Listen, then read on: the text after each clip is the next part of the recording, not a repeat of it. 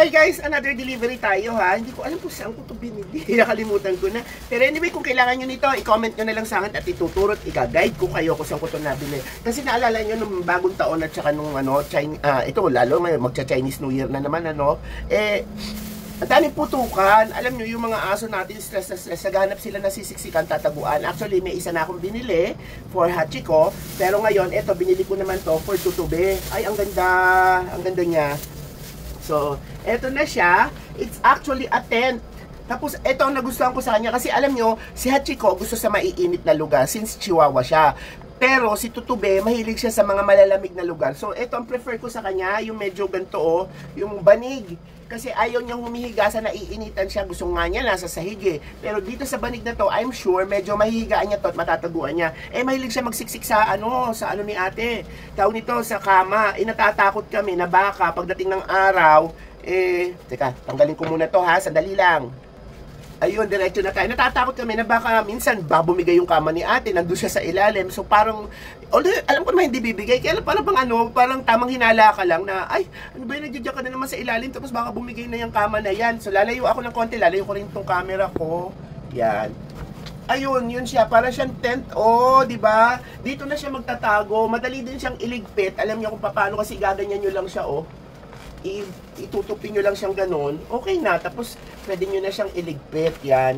Kasi para, yung pagka maglilinis ka, yung woven fabric siya, maganda siya. Pag maglilinis ka, madali mong itabi, kapag hindi mo na kailangan, may anak na kasi siya, palagay ko kailanganin, madali ring itabi, di ba? Pwede na sila magsiksikan dito sa loob na mag-ina, kasi, di ba, anak siya ng ina niya. Ayan.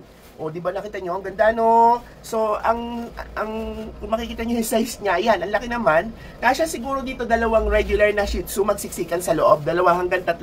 Siguro nga hanggang 4 pa, depende na lang sa posisyonan nila, no? Pero maganda siya, since matibay ito, parang, parang bakal na parang coated ng plastic, no? Ang hindi ko maintindihan kung paano nila nagagawa na parang bumabalik siya kapag sandali, nahihiwagaan ni.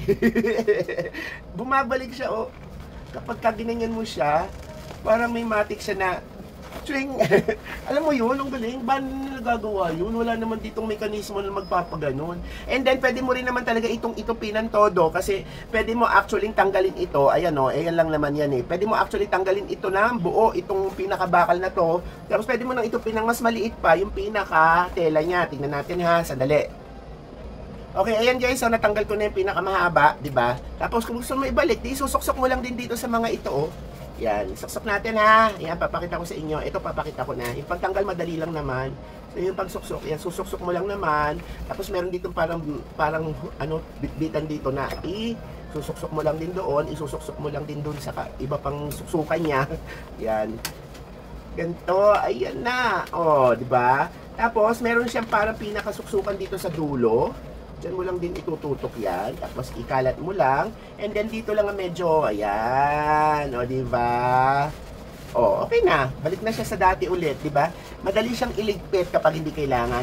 The usual naman, hindi naman siya lagi magagamit. Kasi siguro, depende kung magustuhan niya dito, gagamitin na natin to. Pero kapag hindi niya to nagustuhan or magustuhan niya lang seasonal or occasional, at least pwede natin itabi-tabi, diba? Demo ko ha. Tingnan natin kung pupuntahan to ni Hachiko. I-demo natin. Pag nagustuhan kasi ito ni Hachiko, baka ito na rin ang biling ko. Pero may binili na ako kay Hachiko, mahal na mahal niya i-demo ko lang ha. Sandali lang.